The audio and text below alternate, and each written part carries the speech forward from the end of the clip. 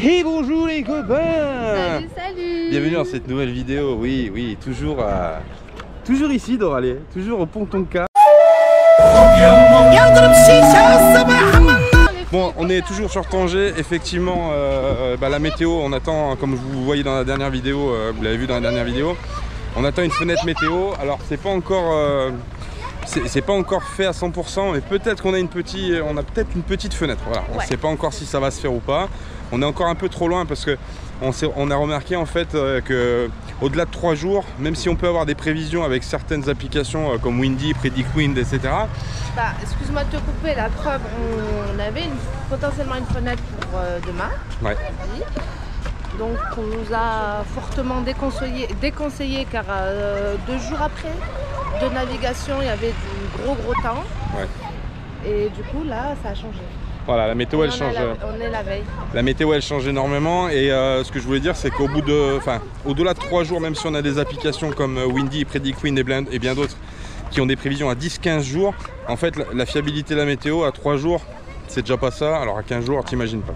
Bon bref, on est toujours là, c'est pas un problème, de toute façon on est en train de finir ce qu'on a à faire, parce qu'il faut être honnête aussi, on n'a pas fini tout ce qu'on avait à faire. Hein.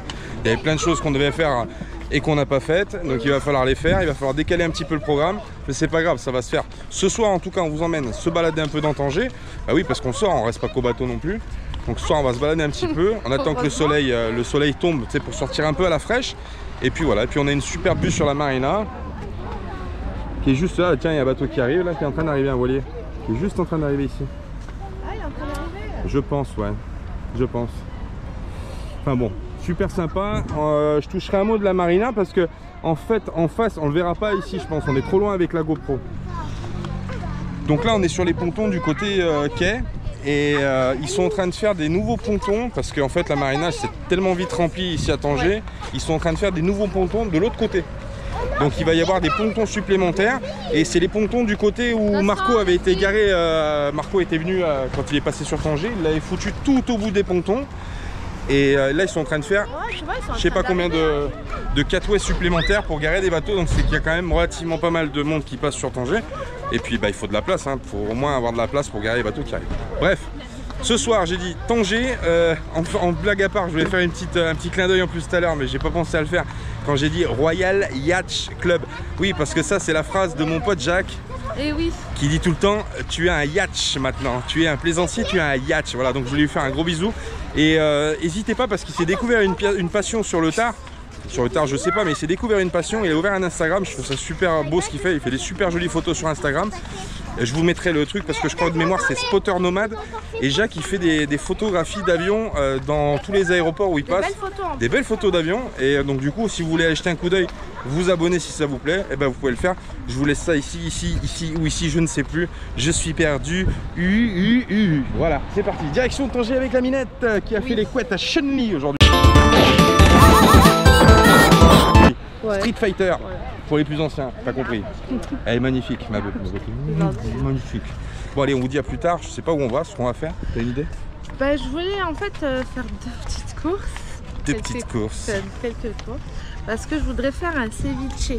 Ah, la Minette va te faire un ceviche, la chance.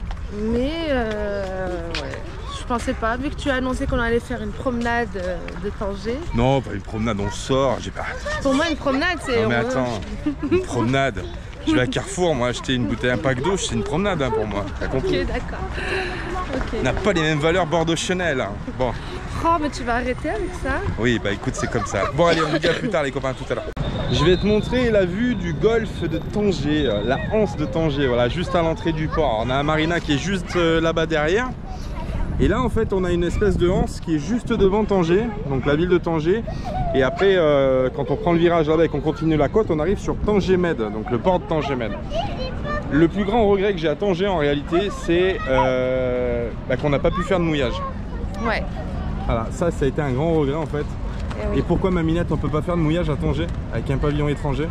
Parce qu'il faut à chaque fois sortir faire les douanes, ils t'autorisent pas en fait à sortir comme ça comme en Europe. Ils t'autorisent à chaque fois, il faut tamponner le passeport, comme si on sortait du pays. Ouais. Alors qu'on est dans les zones territoriales, c'est assez compliqué.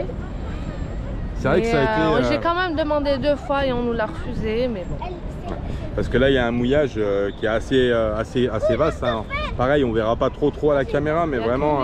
les bateaux d'ici, quoi, qui sortent. C'est vraiment sympa. Et ça a été notre regret, parce que c'est vrai qu'il y a des jours où il fait quand même assez relativement chaud et tu as envie d'aller te baigner, quoi. C'est la base. Et tu peux pas sortir en fait, parce que au ponton d'accueil de la marina de Tanger, eh ben, on te tamponne les passeports, on te fait la visite du bateau, voilà, comme si tu partais du Maroc. Comme si tu sortais, et si tu veux le sera juste pour aller au mouillage, et ensuite si tu veux rentrer au port, il faut refaire une entrée. Tu refais une entrée. Voilà. Donc c'est assez galère en fait, le fonctionnement est trop compliqué en fait, c'est trop galère. Je sais pas si ça se passe ailleurs comme ça, mais en tout cas à Tanger ça a été, voilà, ça ce serait un truc à peut-être améliorer, parce que vraiment c'est un peu casse-pied en fait. Voilà. Mais bon, c'est comme ça, on fait avec, ma foi, on n'est pas trop mal. Voilà. On se contente des batailles d'eau sur le pont. Ouais, c'est vrai ça, oui, on joue avec l'eau, et c'est pas bien, il y en a qui vont gueuler. On en profitera ailleurs, c'est pas grave. Allez, c'est parti, on va traverser l'artère principale, une des artères principales de Tanger, parce que les voitures qui arrivent de là-bas, en fait, elles arrivent, si tu veux, de Tanger Med. Donc ça fait, il y a une grosse masse de voitures qui arrivent régulièrement, en fait, dans cette artère de Tanger, et du coup, c'est souvent bouché. Donc ici, il y a énormément de circulation, et au bout de l'autre côté de la rue, hop, de la route de l'autre côté, c'est le port de Tangéville. Donc là, vraiment, c'est une artère vraiment impeccable. Impeccable, non, c'est pas impeccable du tout, c'est vraiment merdique. Et tu as les accès pour monter à Tangéville, dans le centre-ville, le nouveau centre-ville de Tanger. Donc là, c'est vraiment une horreur, il y a tout le temps du monde. Des fois, pour traverser, c'est un peu une galère, parce que ça va qu'il y a des policiers qui se mettent maintenant d'un côté et de l'autre du passage piéton, sinon c'est une galère. Mais bon, c'est comme ça, Tanger, c'est une ville de passage, c'est une ville de transit, c'est une ville d'entrée, c'est la porte d'entrée vers l'Europe, c'est la porte d'entrée vers l'Afrique. Forcément, il y a beaucoup de monde qui passe par là.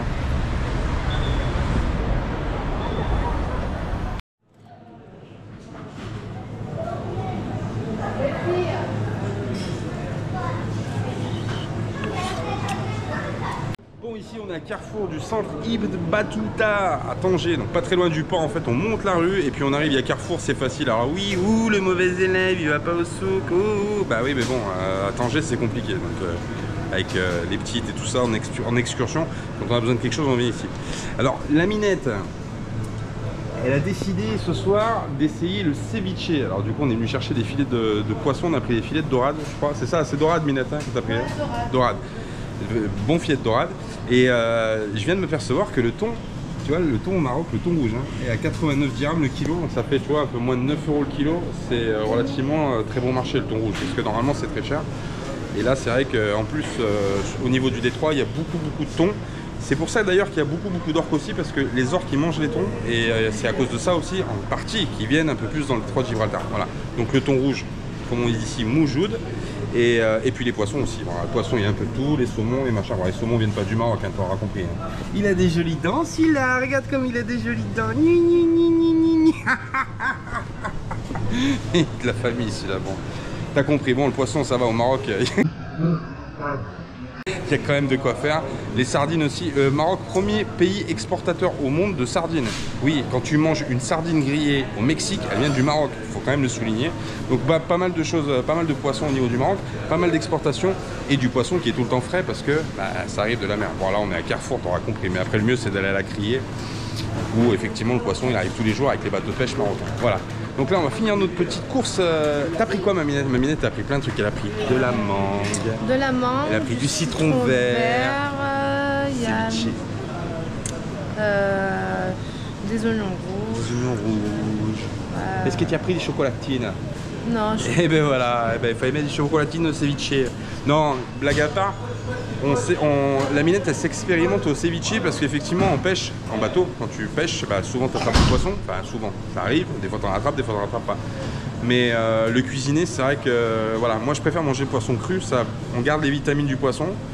Et il y a un truc que j'ai vu qui était fait, c'est le carpaccio, le ceviche ou le carpaccio de dorade coryphène.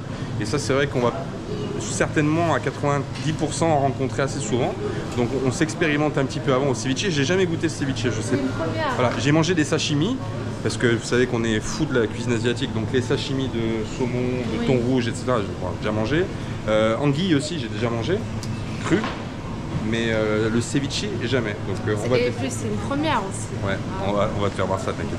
Bon, on continue nos petites courses et puis je te dis à tout à l'heure pour la suite de l'aventure. C'est qui elle? Tu la connais, je m'appelle.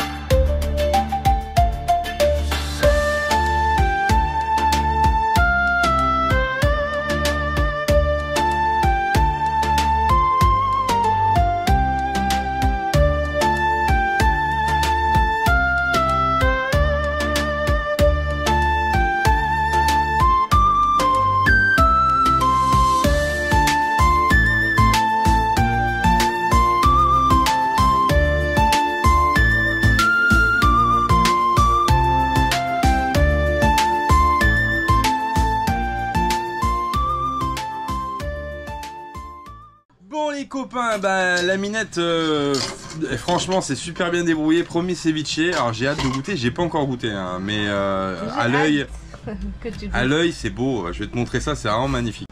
Regarde-moi ça. Regarde la minette comme elle a bien travaillé. Ceviche de dorade avec de la mangue, des avocats, des oignons rouges, des chips de peau de poisson.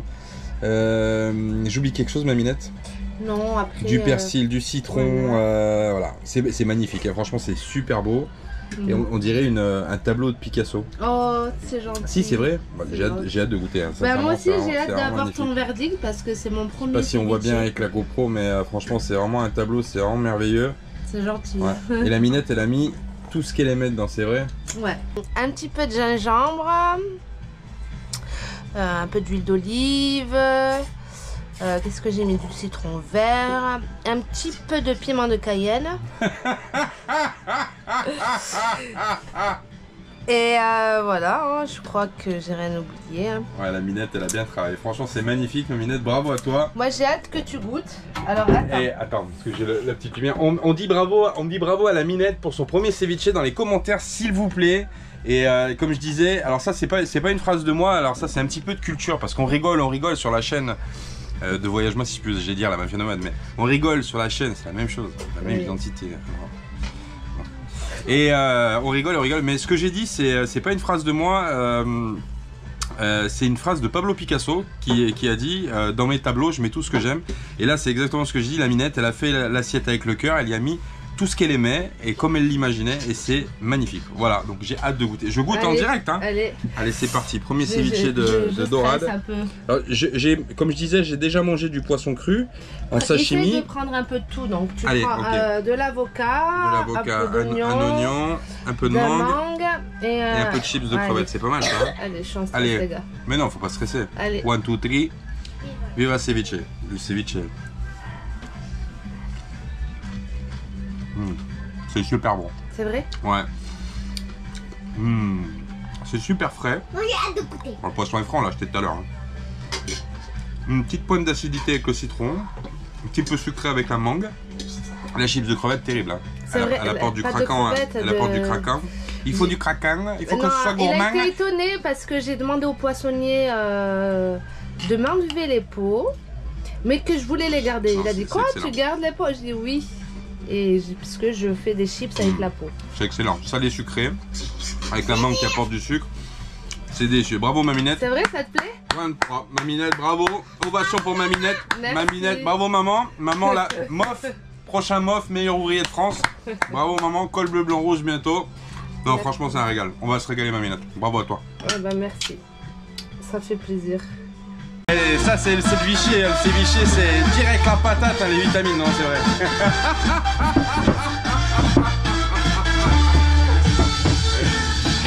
Non, blague à part, là t'as la bande son de la saison 6 de la Mafia Nomade que tu verras dans les vidéos, on mettra le son à télécharger. C'est un remix de moi que j'ai fait.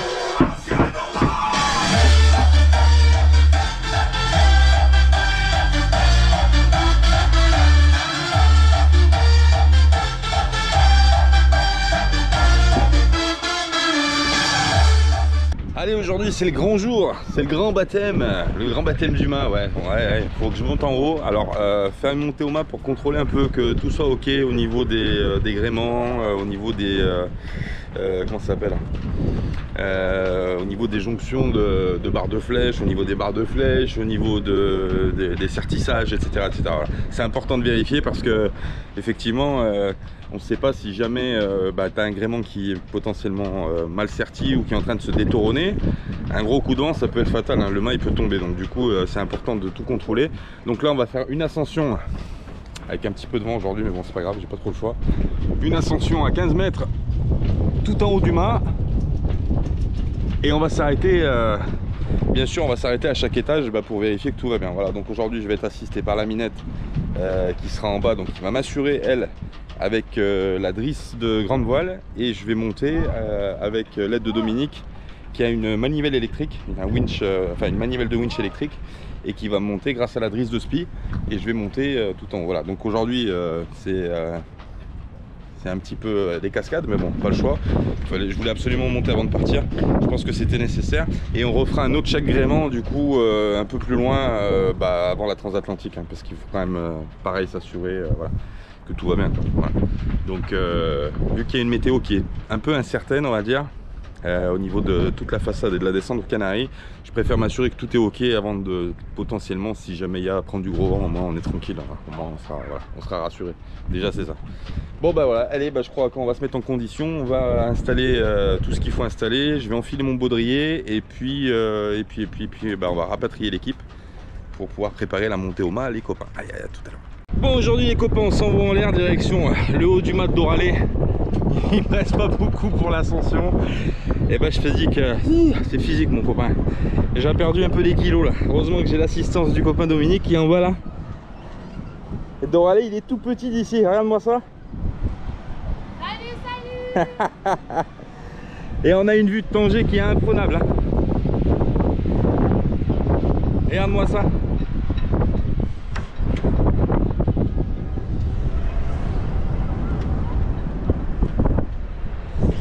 Allez, on va finir, on est en train de checker le gréement en fait, hein. Donc du coup il faut monter au mât, voir que tout va bien, qu'il n'y ait pas de gréement qui soit un peu, qui soit malade, ça c'est un truc, et puis que tout soit au bon endroit, tout soit bien fixé, tout, voilà.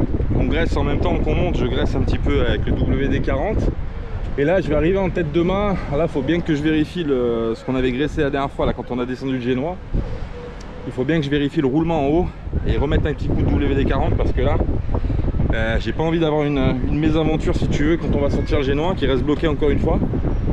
Donc tout contrôler, il faut vraiment tout contrôler, et vraiment la vue c'est juste incroyable là. Franchement, regarde-moi ça, regarde-moi ça, incroyable, c'est incroyable mon copain. Un truc de fou. Wouhou. Bon allez, on va continuer le boulot, et puis je te dis à tout à l'heure, parce que là c'est physique, je me tiens, je suis fatigué. Allez Minette. Attends, pas tout de suite. Bon, la montée au mât s'est super bien passée, rien à signaler. Donc voilà, par contre mon chéri, il y a des courbatures de partout le pauvre. Voilà. Mon bébé. Je suis en train de manger du pain. Ah oui, là j'ai l'impression d'avoir fait un marathon mon copain. J'ai mal de partout, le baudrier m'a serré les cacahuètes. Par contre on est super rassurés quoi. Mal de partout, j'ai mal aux hanches et mal de partout. Enfin bref. Ouais, cacahuètes c'est... Eh non mais quand ça monte... Ah. Allez, laisse-moi passer. Là, je suis en train de préparer mon pain que je vais mettre à congeler. Voilà. Ouais. Voilà. Non, tout s'est bien passé comme disait la Minette, franchement on est content. Rien à signaler, rien de chelou, rien de suspect. Tout en bon état. Mis à part des gréements qui étaient ultra sales en haut. Une petite frayeur quand même, parce qu'à un moment il y avait une sorte de petite caca de mouette qui était séchée sur un gréement. Et quand j'étais en train de monter, je dis oh là là, qu'est-ce que c'est ça, je voyais de loin, c'est vrai que je voyais comme un trou en fait, je voyais pas le relief du truc. Et puis c'était plus blanc, avec le temps c'était noir, et puis il y avait un petit peu de rouille, pas de la rouille, mais ouais si, c'est un peu du dépôt Et j'ai eu une frayeur, je dis oh là là, qu'est-ce que c'est que ça? Et puis finalement non, en fait, mauvaise alerte, donc j'ai nettoyé tous mes gréements en descendant, comme ça m'a permis de voir en les nettoyant ce qui était propre. Une fois qu'ils étaient propres, de voir si tout était ok, et tout est ok, donc là c'est bon, bonne nouvelle. Aujourd'hui, grosse journée encore, on n'a pas fini les préparatifs. Qu'est-ce qu'on a à faire aujourd'hui? Ah si, tiens, pendant que je l'ai, je vais te le montrer là. On a reçu notre salon extérieur sur Doralee. Je vais te le montrer. Hop, des nouvelles banquettes qui sont faites, qui ont été faites exprès pour l'extérieur du cockpit. Et là, on est plutôt content. Alors, on avait acheté les sièges comme ça là qui se plient là. On les avait achetés à Toulon avant de partir. Je crois qu'on les avait trouvés sur le bon coin, on les avait pas payés super cher. C'était des gens qui nous avaient, on s'était rejoints sur un parking de collège et puis ils nous avaient filé les sièges contre je sais plus combien, 150 € les trois, je crois, on les avait payés. C'est pas le prix d'un, je crois, à la base.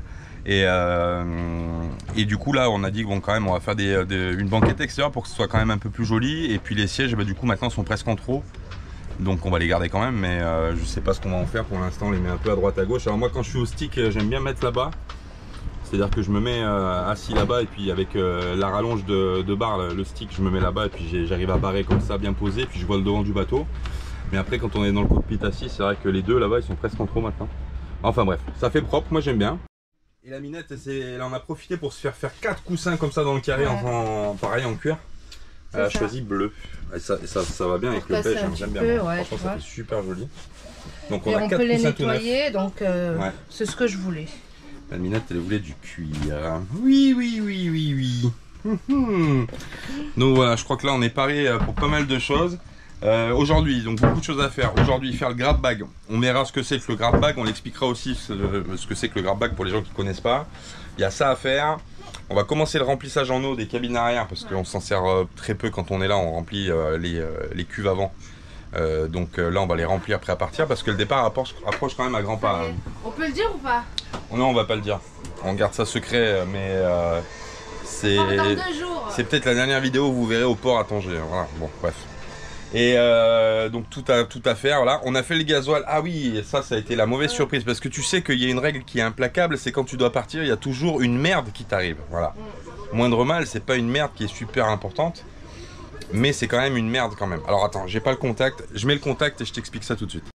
Alors la mauvaise nouvelle du jour, c'est qu'hier on est allé faire du gasoil. Donc j'allume mon contact l'autre fois donc quand j'arrive et je vois que la jauge est un peu plus au-dessus de la moitié. Je dis bon bah c'est bon, vu qu'on a un réservoir sur Doralee qui est de 86 litres, j'ai 2 bidons de 20 litres, j'ai dit bon à peu près on va être à peu près full au niveau du moteur, donc du réservoir bateau. Et donc on part avec nos bidons de 20 litres, machin, faire le gasoil, tatadidada. Et on revient et je mets le gasoil donc dans le réservoir. Et là, j'ai la surprise de voir la jauge qui ne monte pas. Voilà, je vais te montrer ça.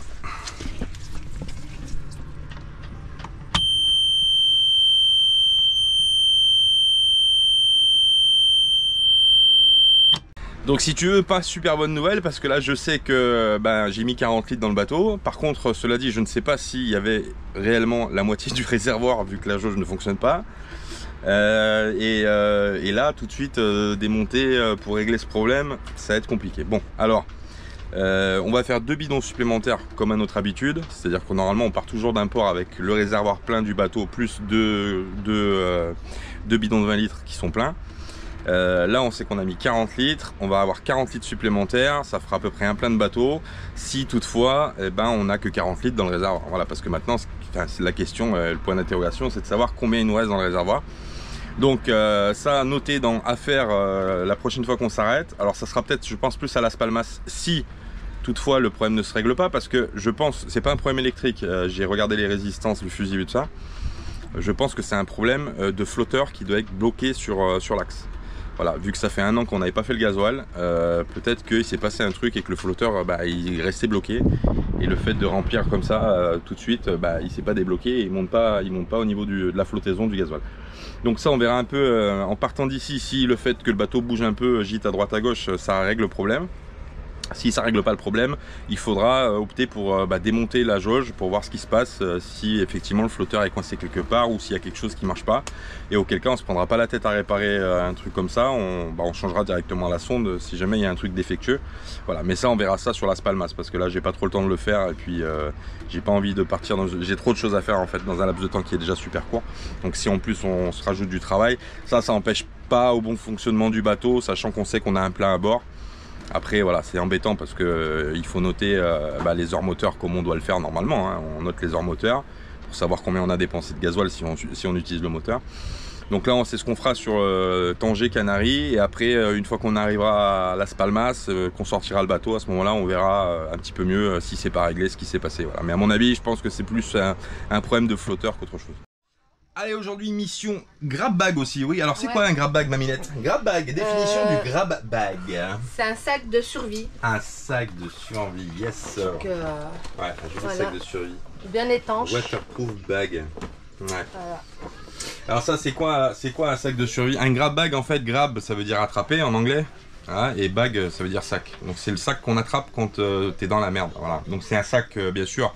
On souhaite ne jamais l'utiliser. J'espère ne jamais le prendre. Ouais. Ne jamais l'emmener, parce que quand tu dis, le capitaine dit va chercher le grab bag, c'est que ça pue du cul. Donc là effectivement on souhaite jamais s'en servir. Par contre par sécurité il faut qu'on en ait un. Et il y a plein de choses à mettre dans un grab bag. Alors moi je me suis pas cassé la tête, hein. J'ai pris une liste sur internet qui était déjà toute faite. Et après j'ai marché en toute logique avec ma tête et j'ai dit ouais on va peut-être rajouter ça, c'est pas con, ça c'est pas con, parce que c'est pareil, il faut noircir le tableau pour effectivement manquer de rien si jamais tu te retrouves dans une ouais. Dans une annexe ou dans une survie avec un sac à bord et tu te dis ah merde putain si j'avais su j'aurais pris ça, voilà. Donc j'ai rajouté moi avec ma logique à moi, voilà. Après on peut pas penser à tout, il y a peut-être des oublis, mais bon après d'ailleurs n'hésitez pas dans les commentaires, hein, vu qu'on va le faire à peu près ensemble. N'hésitez pas si jamais vous dites ah ouais ça serait bien de prendre ça, ça va. Voilà. Je te passe la Minette parce que moi j'ai la liste qui est sur l'ordinateur et on va te dire tout ce qu'on met dans le grab bag pour l'instant et voilà. Allez c'est parti. Qu'est-ce qu'il nous faut pour le grab? J'arriverai pas à le dire. Grab bag. Oh, shit. Grab bag. Ok. It's good. Bon. Grab bag, il faut de l'eau déjà. Alors le problème c'est que là je veux pas charger le sac. Ça c'est un sac qu'on a acheté sur Amazon. Alors je suis pas super sur la qualité. Bon voilà, voilà. Bon, ça reste un sac, mais après donc il faut mettre de l'eau dans un sac de survie bien sûr, parce que si tu te dessèches au milieu de la mer, c'est pas super joy. Le problème c'est que j'ai pas envie de mettre de poids. Donc là ce qu'on va faire c'est qu'on va se mettre une étiquette supplémentaire sur le sac. Plastifié, où on va mettre quand on prend le grab bag, voilà, parce qu'il y a des choses à prendre avec le grab bag qui sont pas forcément dedans et que tu te sers tous les jours, notamment le carnet de bord que tu dois emmener avec toi. Donc tout ça tu le prends à la dernière minute. Donc on va se faire un mémo au niveau du grab bag en se disant bah voilà, faut prendre ça, faut prendre ça, faut prendre ça. Les papiers aussi, les papiers, tout ça, les passeports. Ouais. Donc l'eau ça en fera partie. On a 2 bidons de 10 litres en réserve qu'on ne se sert pas. Ces bidons là de 10 litres ils seront à prendre avec le grab bag. Hop, tu prends le grab bag, tu prends les deux bidons de 10 litres, tu les balances et puis tu pars avec l'eau. Mais ça ira pas dans le grab bag parce que tu te doutes bien que si je mets 2 bouteilles de 10 litres, de 5 litres là-dedans, c'est fini, il n'y a plus de place. Ouais. Donc ça on se fera un mémo après qu'on fera. Voilà, hop, allez, Minette. Alors des rations de survie. Ça on les a pas là, j'ai pas tout mis encore. Hein. Des rations de survie, bon, là pareil, on est en train de les préparer. Alors il me manque un dessal manuel, c'est vrai qu'il y a beaucoup de gens qui disent qu'il faut prendre un Katadyn, là, je sais pas, mais j'en ai pas trouvé sur le bon coin et puis je trouve que c'est quand même relativement super cher à la vente chez Katadyn. Donc bon voilà. Bah, tu peux chérie, t'as les moyens. Ouais mais c'est pas une question de moyens, c'est une question que je trouve que c'est un peu du gadget finalement, parce que voilà après ça peut te sauver la vie, mais je trouve que c'est quand même un peu abusé quand même sur certains tarifs. C'est pas parce qu'on a les moyens qu'il faut acheter tout et n'importe quoi non plus. Des fusées parachutes x3, ça vient de chez Mille Marins, c'est Mickaël qui me les a récupérés. Vous pouvez trouver sur le site s'il vous manque des fusées, tout ce qui est pyro, etc. Il y a des mallettes, je vous la montrerai tout à l'heure parce qu'elle est pas sortie. Il y a des mallettes qui vendent sur le site millemarins.fr qui sont complètes avec torche à main, fusil parachute, fusil flottant, etc., etc. Ça on montrera aussi. La balise épirbe qui est accrochée au bateau. Ça c'est pareil, tu la prends en dernière minute, donc à noter dans le mémo. Une ligne de pêche, ça peut être sympa. Alors sur une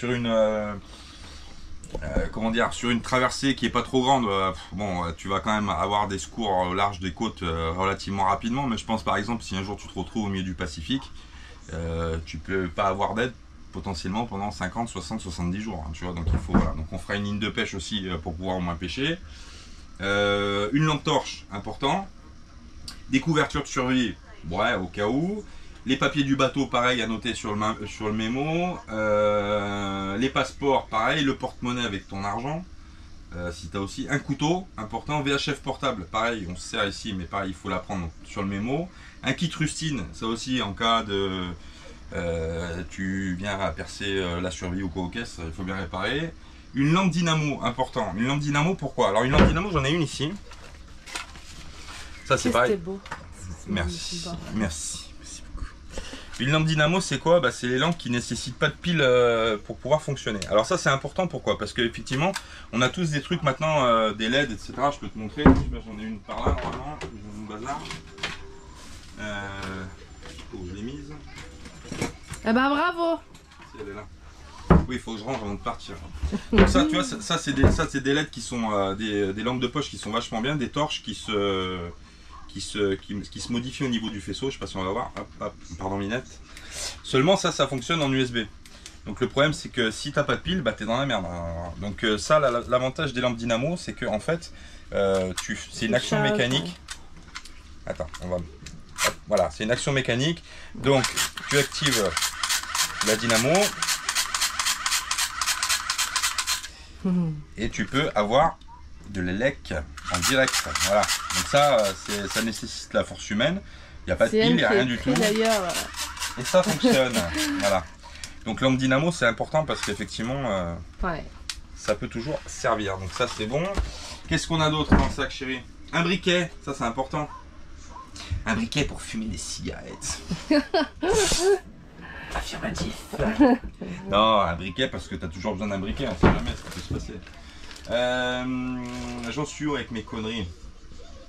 Une boussole, ah oui, ça c'est important, une petite boussole, pareil, c'est ça qu'on a acheté sur, je sais pas, c'est pas Amazon ça, c'est un autre site. Je sais plus. Je sais plus, bon c'est un truc après, on a une autre petite boussole sur un sifflet que je te montrerai. Ça c'est une petite boussole, voilà, qui fonctionne comme une boussole normale. Voilà. Donc ça te dit où il faut aller si jamais tu te retrouves au milieu de nulle part. Ça, pareil, il vaut mieux pas avoir à s'en servir, mais bon, il vaut mieux l'avoir avec toi. Qu'est-ce qu'on a? Le journal de bord, c'est ce que je disais, donc à rajouter sur le mémo. Le nom du bateau sur le sac, ça c'est obligatoire. Des feux à main rouge. Des feux à main rouge, donc c'est les feux que tu claques comme ça pour te faire voir dans la nuit. Et des fumis flottants aussi, ça c'est bien. Fumis flottants, c'est des fumis que tu les craques et puis tu les balances dans l'eau, ça flotte. Et ça permet de laisser des bornes un petit peu voilà, au niveau du truc. Les sticks luminescents aussi, ça j'en ai, pareil, je te montrerai. Des petits miroirs comme ça, un petit miroir de signalisation. Alors lui, je l'avais déjà dans le bateau, il était déjà dans la table à cartes. C'est un petit miroir optique. Alors ça permet de faire comme quand tu étais gamin et que tu t'amuses, tu as le soleil qui pointe sur le miroir et tu fais des appels avec un petit miroir. Et après... un sifflet, ouais, ça aussi c'est intéressant. Alors sur le sifflet, tu vois, j'ai une petite boussole aussi qui est là. Sifflet pour te faire entendre, hein, bien sûr. Et puis après, bah voilà, un kit de premier secours, du désinfectant, voilà. Bon bref, après c'est un peu logique. Tu viens de faire mal ou quoi, il faut pouvoir. Sachant qu'on va rajouter encore. On va rajouter des choses encore, hein, mais. Voilà. Ça c'est les couvertures de survie, ça. De survie. Voilà. Il y en a 5. Tout dit, mais bon après, voilà, si vous pensez à des trucs qui sont primordiaux, on va dire, pour la survie. Moi je suis pas spécialiste de survie, je sais qu'il y a des chaînes qui sont super intéressantes au niveau du survival. D'ailleurs j'en parlais un jour avec un collègue et il me disait ouais c'est vachement intéressant en fait d'apprendre. Mais le problème si tu veux c'est que là tu te retrouves en survie certes, mais tu te retrouves en survie dans un milieu ultra hostile, c'est-à-dire que tu te retrouves au milieu de l'eau. Tu peux pas faire un feu dans ta survie, tu vois ce que je veux dire, enfin au niveau survivalisme là c'est encore un autre level. Donc effectivement penser avec ça c'est assez compliqué. Touche du bas, oui, touchons de la ronce de noyer. Qu'on n'est pas à l'utiliser, mais c'est quand même c'est quand même important. Mais non, mais faut y penser, faut y penser. Voilà. Ah là là, chérie. Ouais. Tu l'as vu lui? Bah tu le verras plus parce qu'il est en série limitée. Ça y est. Voilà, donc essayer de penser à tout, c'est pas toujours facile, c'est toujours dans l'embarras que tu te rends compte que tu te dis ah merde si j'avais su j'aurais mis ça, bon voilà, après voilà, là tu espères après, vraiment. Là, on est en train de préparer aussi des petites barres de céréales, ça périme pas, ça te permet de tenir quand même un petit peu en apport sucre et protéines. Protéines, je suis pas sûr, mais Ouais. ça te met le truc dans l'estomac un petit peu pour attendre au cas où. Voilà. Même si on a des technicités aujourd'hui qui sont pas comme il y a 200 ans à l'époque. À l'époque, tu te retrouvais à naufrager en pleine mer, tu avais très peu de chances de te faire porter secours. Il n'y avait pas de balise, il n'y avait pas d'appel détresse radio, il n'y a rien. Aujourd'hui, tu regardes la carte sur Vesselfinder par exemple, où tu vois des bateaux de partout dans la mer, mais malgré ça, en fait, quand tu es en mer, tu vois pas un bateau. Hein. C'est vraiment une immensité terrible. Donc on a d'autres moyens techniques qui sont un peu plus avancés, ou quand même en cas de vraiment grosse galère, tu sais quand même que tu vas te faire quand même porter secours dans la plupart des cas. Sauf en cas d'une météo vraiment trop compliquée, mais je veux dire en cas d'avarie voilà, avec une météo à peu près bonne, tu as toujours quelqu'un qui va venir porter secours et assistance. Mais bon, il faut quand même penser à ça, c'est une obligation, il faut y penser, il faut être au moins prévoyant. Après, même si on ne peut pas prévenir de tout, mais au moins sécurité, sécurité, sécurité. Ah, t'as vu, Minette a fait des appels VHF. Sécurité, sécurité, sécurité. Avant tout. Non, je ne suis pas là pour faire la VHF, mais voilà. C'est primordial. Donc voilà. On est en train de finir ça et puis après on va continuer tout ce qu'on a à faire. On a beaucoup de travail aujourd'hui, hein. Vraiment on a beaucoup de choses à faire parce que l'heure du départ... Après on a fait le plus gros. Ouais.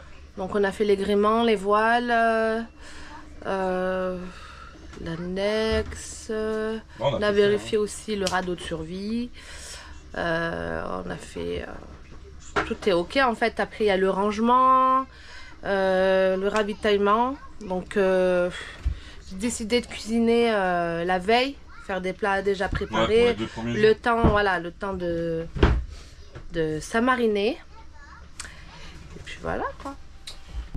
Et bonjour les copains. Oh, ce matin il souffle là, cette nuit ça s'est bien soufflé là, le détroit là. On a mal dormi. Ça a soufflé fort là, ça y est, ça souffle là pendant 4-5 jours là.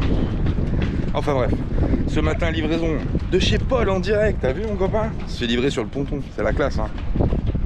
Direct, par Glovo, copain Glovo là-bas. Ouais, Glovo c'est comme Uber Eats hein, en France. Voilà, ici au Maroc ça s'appelle Glovo, c'est comme ça. Bon. Et on a fait une petite commande chez Paul parce que on a des vrais pains au chocolat de chez Paul. Voilà. C'est vrai que des fois les pâtisseries marocaines sont très bonnes.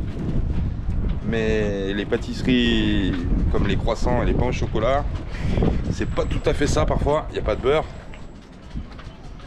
Et là, du coup, voilà, petite commande avec des pains au chocolat, des croissants, des chaussons aux pommes et des baguettes sésame, je crois. Ouais, des baguettes sésame, voilà. Voilà, et pour te donner un ordre d'idée, on en a eu pour 192 dirhams, à peu près 18 €. Voilà, 18 € pour 4 pains au chocolat, 4 chaussons aux pommes, 4 croissants et 4 baguettes, je crois, de sésame. Donc vive le petit déjeuner ce matin. Allez, c'est parti, on va déjeuner et après on attaque. Bon les copains, c'est pas beau ça? Regarde, des croissants. Là j'ai pris aussi des croissants, des pains au... C'est quoi ça? Chaussons pommes. Chaussons aux pommes. Chocolat. Des chocolatines. Chocolatina. Les petits pains au chocolat. Voilà. Enfin bref, bon petit déjeuner ce matin. Hein. On va se régaler. Ça sent la France.